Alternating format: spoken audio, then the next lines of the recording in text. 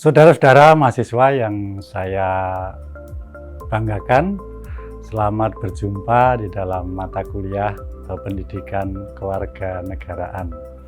Kalau beberapa waktu yang sebelumnya saudara sudah menempuh beberapa pokok bahasan yang ada, sekarang kita akan masuk pada bahasan yang baru, yaitu mengenai wawasan Nusantara.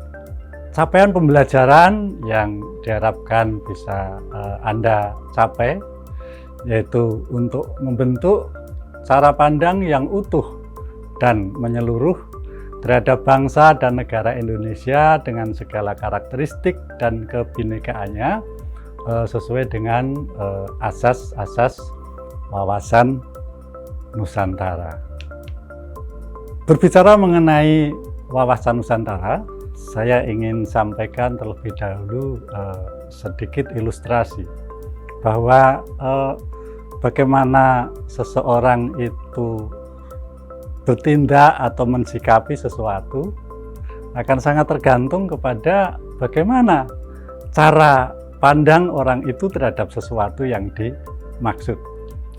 Misalnya, bagaimana dosen memperlakukan mahasiswa akan sangat tergantung kepada bagaimana cara pandang mahasiswa, cara pandang dosen terhadap mahasiswa itu. Atau kalau di rumah, bagaimana perlakuan orang tua terhadap anak akan sangat tergantung pada bagaimana cara pandang orang tua itu terhadap putra-putrinya. Nah, itulah. Jadi cara pandang seseorang itu akan sangat menentukan bagaimana cara bertindak mensikapi segala sesuatu. Nah, dalam kehidupan berbangsa dan bernegara, kita memiliki cara pandang yang disebut dengan wawasan Nusantara. Wawasan itu artinya adalah pandangan atau cara pandang. Nusantara di situ yang dimaksudkan adalah wilayah negara Indonesia yang notabene adalah merupakan negara kepulauan. Ya, jadi secara harfiah ya wawasan Nusantara itu bisa dikatakan sebagai cara pandang bangsa Indonesia terhadap kondisi wilayahnya yang merupakan negara kepulauan ini. Namun pemahaman yang demikian rasa-rasanya belum cukup. Oleh karena itu, saudara perlu memahami arti yang lebih lengkap dari wawasan Nusantara itu. Nah, wawasan Nusantara adalah cara pandang dan sikap bangsa Indonesia mengenai diri dan lingkungannya yang serba beragam dan bernilai strategis, dengan mengutamakan persatuan dan kesatuan dengan tetap menghargai kebinekaan dalam setiap kehidupan untuk mencapai tujuan nasional. Ya, jadi cara pandang bangsa Indonesia terhadap diri dan lingkungannya, sebagaimana kita ketahui bahwa keberadaan Indonesia ini diwarnai oleh adanya keanekaragaman. Oleh karena itu, maka wawasan Nusantara ini mengajarkan cara pandang untuk melihat keragaman yang ada di dalam diri bangsa Indonesia itu dengan mengutamakan terwujudnya persatuan dan kesatuan. Nah, persatuan dan kesatuan yang dimaksud bukan persatuan dan kesatuan yang diwujudkan melalui penyeragaman, bukan. Akan tapi persatuan dan kesatuan dengan menghargai terdapatnya kebinekaan. Karena apa yang disebut kebinekaan, apa yang disebut keragaman itu adalah merupakan satu kondisi alamiah yang tidak bisa diingkari keberadaannya.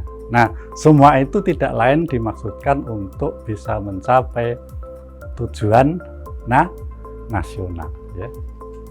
Oleh karena itu, ketika kita bicara wawasan Nusantara, di sini bisa dikatakan ada kata kunci ya, yaitu cara pandang, keragaman, persatuan, dan tujuan nasional.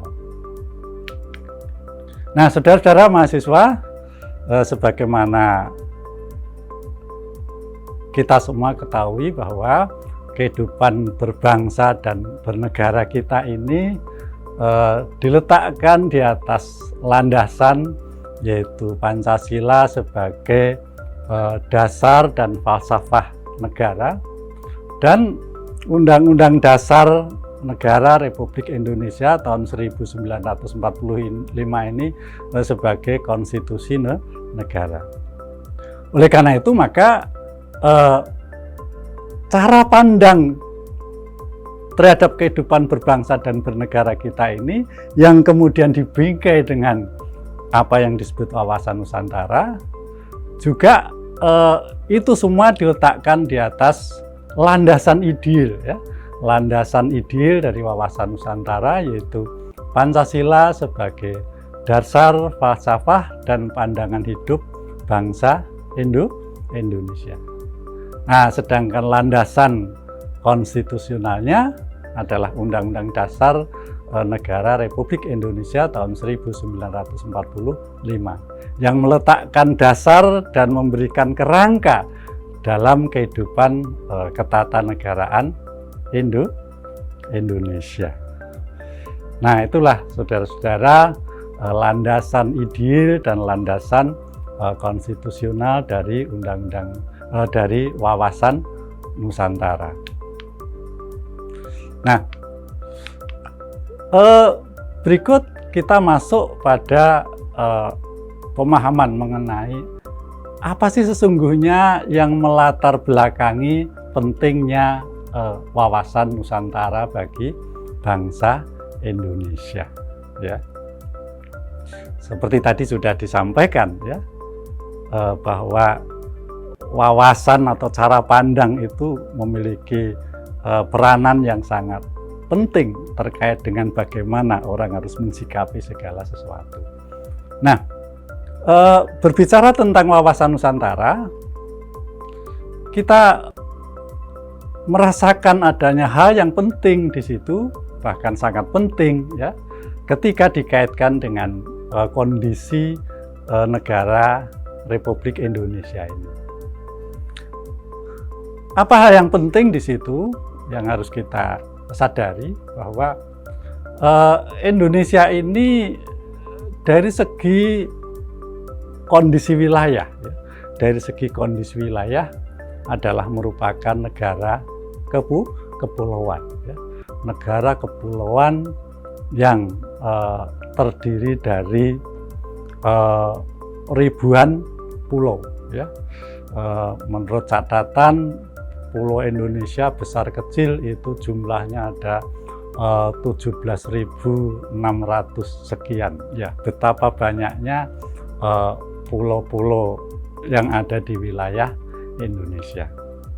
Nah, dalam kondisi yang semacam itu kita perlu menyadari, ya, bahwa yang namanya negara kepulauan dengan wilayah yang terpisah satu sama lain, antara satu pulau dengan pulau yang lain,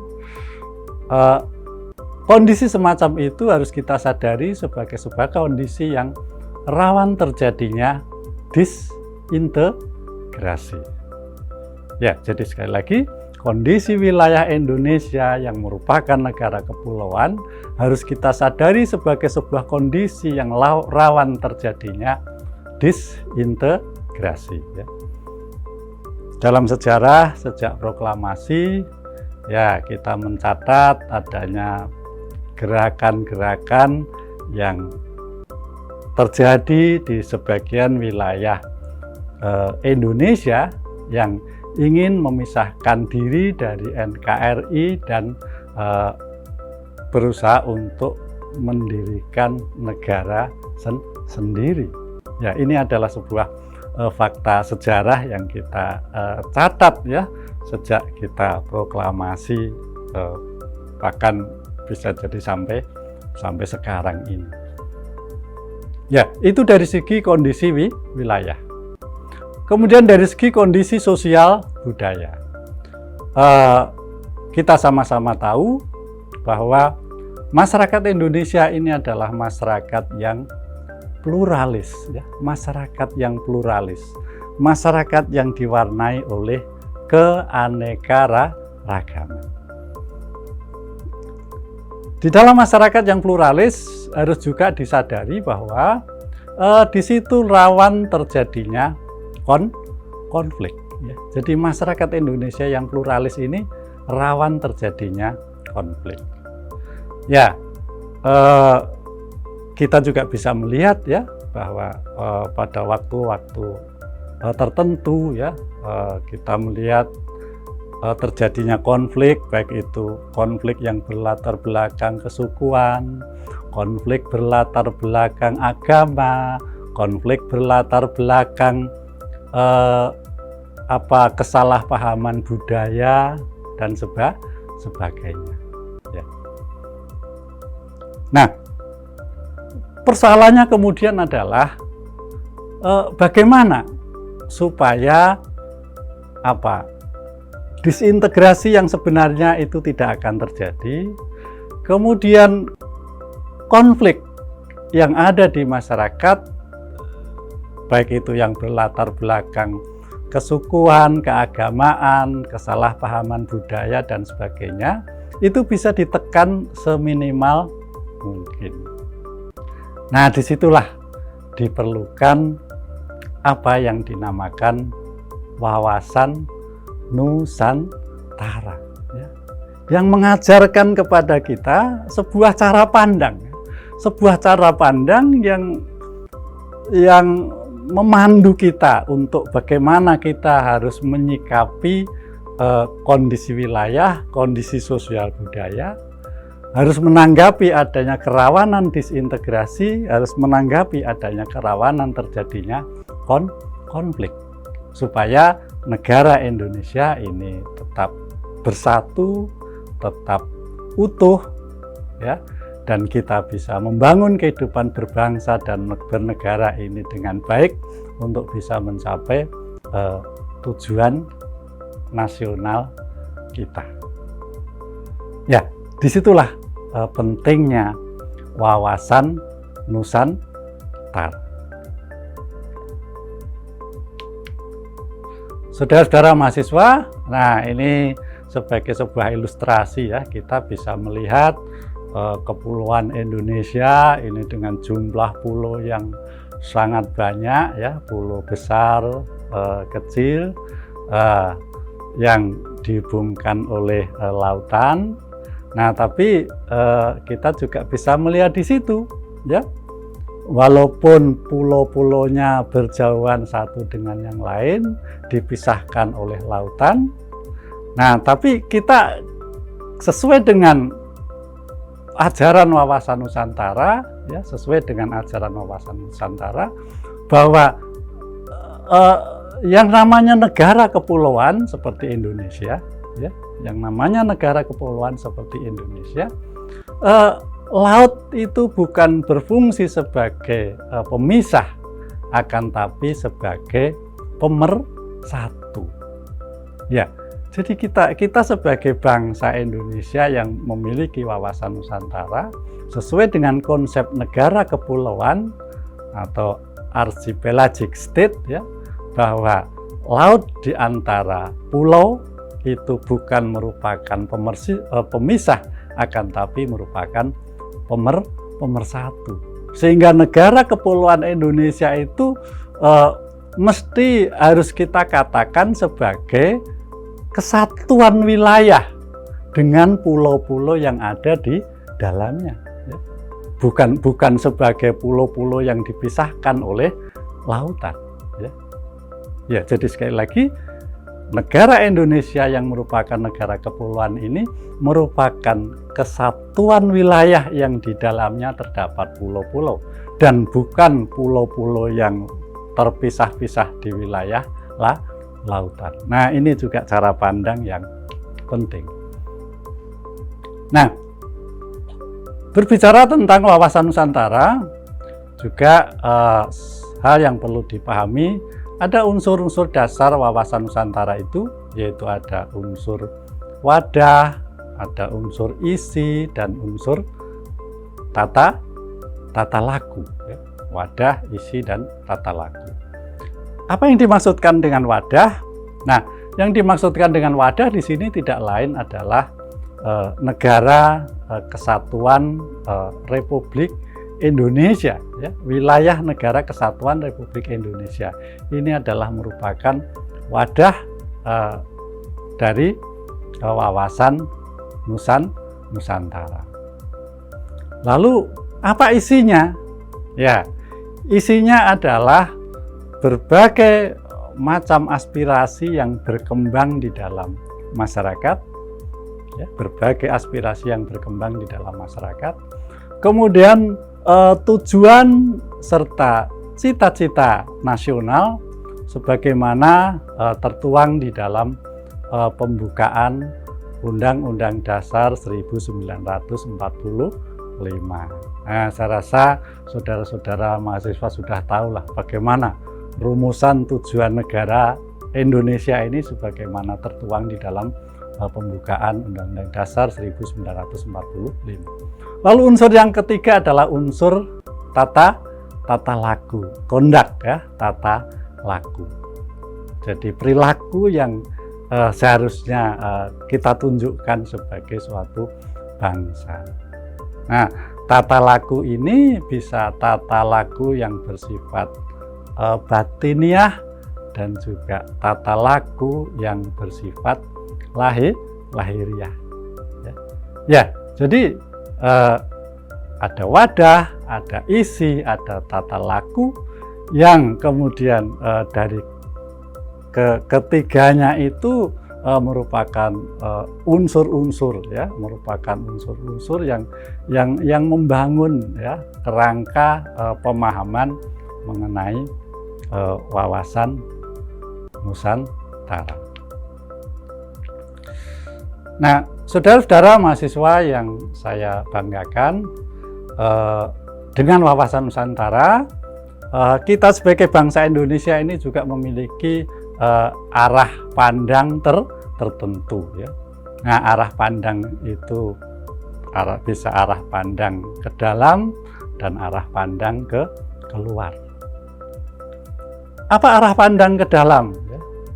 Arah pandang ke dalam adalah untuk mewujudkan persatuan dan kesatuan dalam segala aspek kehidupan nasional, ya, untuk mewujudkan persatuan dan kesatuan dalam segala aspek kehidupan nasional, ya, aspek ideologi, politik, ekonomi, sosial budaya, dan pertahanan keamanan.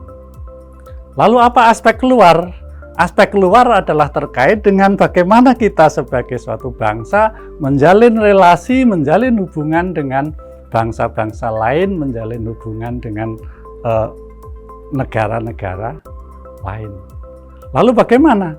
Ya, dalam relasi kita, dalam hubungan kita dengan bangsa-bangsa lain atau negara-negara lain, kita mesti harus bisa menempatkan itu dalam rangka mewujudkan kepentingan nasional, ya, mewujudkan kepentingan nasional, juga ikut melaksanakan keamanan dan ketertiban dunia yang berdasarkan pada perdamaian abadi dan keadilan sosial, ya.